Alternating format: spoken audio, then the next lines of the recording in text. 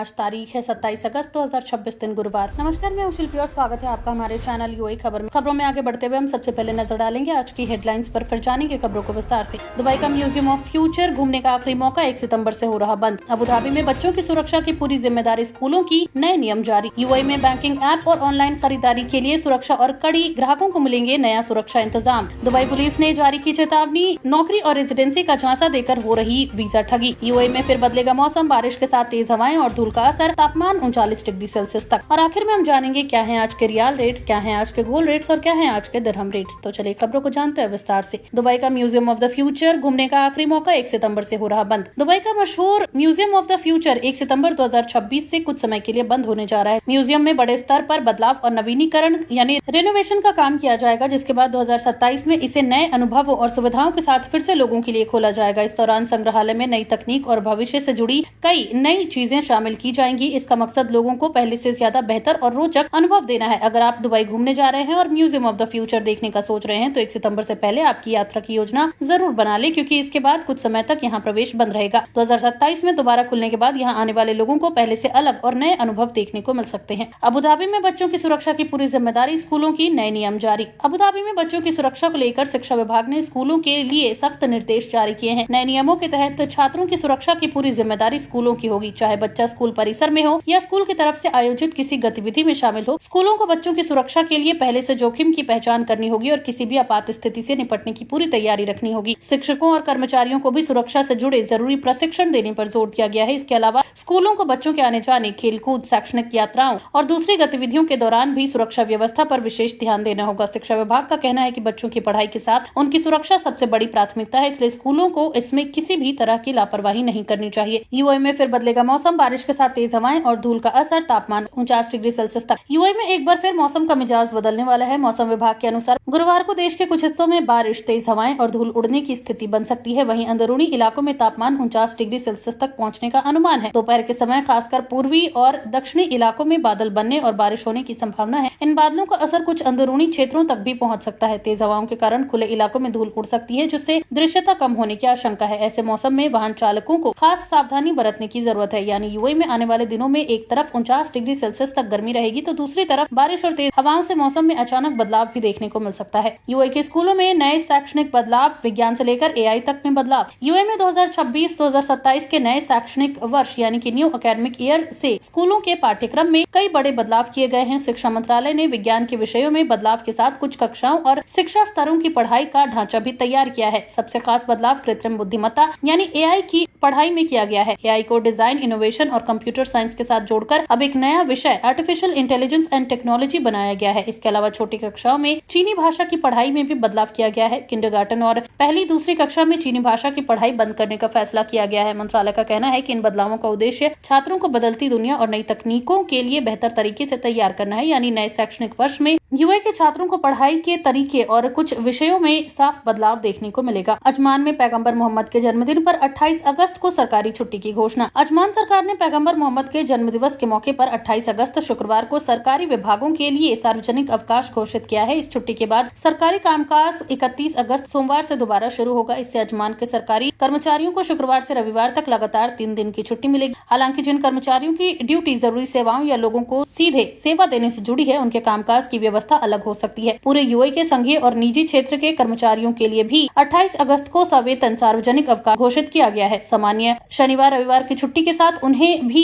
3 दिन का लंबा अवकाश मिलेगा और काम 31 अगस्त से शुरू होगा। यानी यूएई में रहने वालों के लिए अगस्त के आखिरी सप्ताह में 3 दिन का लंबा अवकाश देखने को मिल सकता है। अबू धाबी पुलिस की चेतावनी, सड़क या सार्वजनिक जगह पर गाड़ी और नाव छोड़ना पड़ेगा भारी। अबू धाबी नगर पालिका ने लोगों से अपील की है कि गाड़ियों और नावों को लंबे समय तक सार्वजनिक जगहों पर लवारिस न छोड़े। नगर पालिका ने इसके लिए जागरूकता अभियान शुरू किया है। अधिकारियों के मुताबिक लंबे समय तक बिना देखभाल के खड़ी गाड़ियां और नावें न सिर्फ शहर की सुंदरता खराब करती हैं, बल्कि यातायात में रुकावट, सार्वजनिक जगहों तक पहुंच में परेशानी और गंदगी जैसी समस्याएं भी पैदा कर सकती हैं। नगर पालिका ने वाहन और नाव मालिकों से कहा है कि ऐसी चीजों को समय पर हटाएं, उनकी देखभाल करें या तय नियमों के अनुसार उनका निपटारा करें। अधिकारियों का कहना है कि अबू धाबी को साफ, सुरक्षित और व्यवस्थित बनाए रखना सिर्फ प्रशासन की नहीं बल्कि हर नागरिक की साझा जिम्मेदारी है। अबू धाबी में जब्त गाड़ी अब घर पर ही रख सकेंगे, रोजाना देने होंगे 15 दिरहम। अबू धाबी पुलिस ने जब्त की गई गाड़ियों के लिए एक सुविधाजनक व्यवस्था शुरू की है। अगर किसी यातायात उल्लंघन के कारण आपकी गाड़ी जब्त होती है यानी इम्पाउंड होती है तो अब उसे पारंपरिक जब्ती केंद्र में रखने के बजाय अनुमति लेकर तय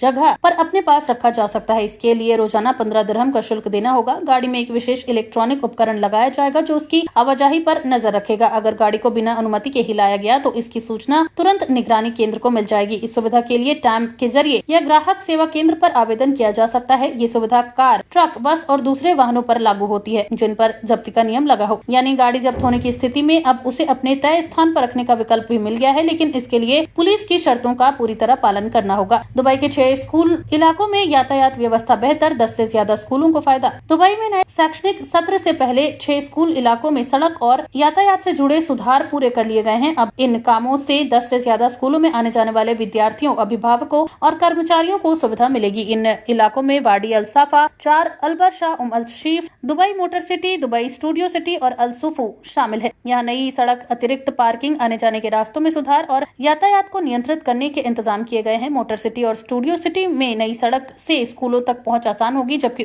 अल शीफ में एक स्कूल की पार्किंग क्षमता दोगुनी की गई है। ये सभी काम गर्मी की छुट्टियों के दौरान पूरे किए गए ताकि सड़क पर भीड़ के बीच निर्माण किया जा सके और नए सत्र की शुरुआत से पहले व्यवस्था तैयार रहे। यूएई में बैंकिंग ऐप और ऑनलाइन खरीदारी के लिए सुरक्षा और कड़ी ग्राहकों को मिलेंगे नए सुरक्षा इंतजाम। यूएई में बैंक ग्राहकों की ऑनलाइन सुरक्षा बढ़ाने के लिए बैंकों को नए सुरक्षा उपाय लागू करने शुरू कर दिए हैं। अब बैंकिंग ऐप और ऑनलाइन खरीदारी के दौरान ग्राहकों की पहचान की जांच पहले से ज्यादा मजबूत होगी। वहीं इन नए इंतजामों में चेहरे या उंगली से पहचान, एक बार इस्तेमाल होने वाला पासवर्ड यानी ओटीपी, तुरंत सूचना और दोहरी सुरक्षा जांच जैसी यानी 2 फैक्टर ऑथेंटिकेशन जैसी सुरक्षा जांच सुविधाएं शामिल है। अगर आपके बैंक खाते से जुड़ी कोई नई गतिविधि होती है तो आपको तुरंत सूचना मिल सकता है। बैंकों का कहना है कि इन बदलावों का मकसद ग्राहकों को ऑनलाइन धोखाधड़ी और बिना अनुमति होने वाले लेन देन से बचाना है। इसलिए अगर आपके बैंक में कोई नई सुरक्षा सूचना या पुष्टि का अनुरोध आता है तो उसे ध्यान से जांच कर ही आगे बढ़ें। यूएई में डिजिटल बैंकिंग का इस्तेमाल बढ़ने के साथ ये नए सुरक्षा इंतजाम ग्राहकों के लिए काफी अहम माने जा रहे हैं। दुबई पुलिस की चेतावनी, नौकरी और रेजिडेंसी का झांसा देकर हो रही वीजा ठगी। दुबई पुलिस ने लोगों के वीजा के नाम पर होने वाली ऑनलाइन ठगी से सावधान रहने को कहा है। ठग सोशल मीडिया और दूसरे माध्यमों पर नौकरी, रेजिडेंसी और विजिट वीजा दिलाने का झांसा देकर लोगों से पैसे मांग रहे हैं। पुलिस ने लोगों से कहा है कि किसी अनजान व्यक्ति या एजेंसी को सिर्फ सोशल मीडिया पर किए गए दावे के आधार पर पैसे न दे। वहीं वीजा या नौकरी से जुड़ी किसी भी पेशकश की आधिकारिक स्रोत से जांच जरूर करें। ठग अक्सर जल्दी वीजा या पक्की नौकरी दिलाने का वादा करके लोगों पर तुरंत भुगतान करने का दबाव बनाते हैं। ऐसे संदेश या विज्ञापन मिलने पर सावधानी बरतें और अपनी निजी जानकारी या बैंक से जुड़ी जानकारी साझा न करें। दुबई पुलिस ने साफ किया है कि सिर्फ पैसे देने से नौकरी या रेजिडेंसी की गारंटी नहीं होती, इसलिए कोई भी भुगतान करने से पहले संबंधित सेवा की वैधता जरूर जांच ले।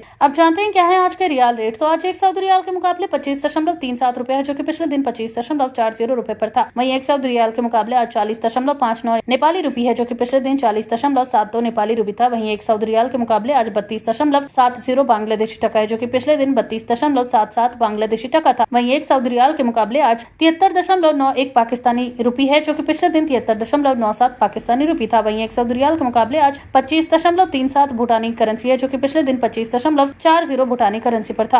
क्या है आज के गोल्ड रेट्स। तो यूएई में सोने की कीमतों में लगातार उतार चढ़ाव जारी है, जहां यूएई में आज 18 कैरेट सोने का दाम 425.50 दिरहम प्रति ग्राम है, जो कि पिछले दिन 426.25 दिरहम प्रति ग्राम है। यानी आज की 18 कैरेट गोल्ड रेट की भारतीय मुद्रा में बात करें तो लगभग 11,033 रुपए के आसपास होते हैं। वहीं यूएई में आज 22 कैरेट गोल्ड का दाम 517.75 दिरहम प्रति ग्राम है, जो कि भारतीय मुद्रा में लगभग 13,425 रुपए के आसपास होते हैं, जो कि पिछले दिन 518.50 दिरहम प्रति ग्राम पर था। वहीं यूएई में आज 24 कैरेट सोने का दाम 559.25 दिरहम प्रति ग्राम है, जो कि पिछले दिन 560 दिरहम प्रति ग्राम पर था। वहीं आज 24 कैरेट सोने का दाम की भारतीय मुद्रा में बात करें तो लगभग 14,501 रुपए के आसपास होते हैं। क्या है आज के दिरहम रेट। तो आज एक यूएई दिरहम के मुकाबले 25.91 रुपए है, जो कि पिछले दिन 25.93 रुपए पर थी। वहीं एक यूएई दिरहम के मुकाबले आज 41.56 नेपाली रुपी है, जो कि पिछले दिन 41.71 नेपाली रुपी पर था। वहीं एक यूएई दिरहम के मुकाबले आज 33.47 बांग्लादेशी टका है, जो कि पिछले दिन 33.47 बांग्लादेशी टका पर थी। वहीं एक यूएई दिरहम के मुकाबले आज 75.55 पाकिस्तानी रुपी है, जो कि पिछले दिन 75.58 पाकिस्तानी रुपी पर था। वहीं एक यूएई दिरहम के मुकाबले आज 25.91 भूटानी करेंसी है, जो कि पिछले दिन 25.93 भूटानी करेंसी पर थी। तो ये थी आज के तमाम ताजा अपडेट्स। ऐसी और खबरों को जानने के लिए बने रहिए हमारे चैनल यूएई खबर के साथ।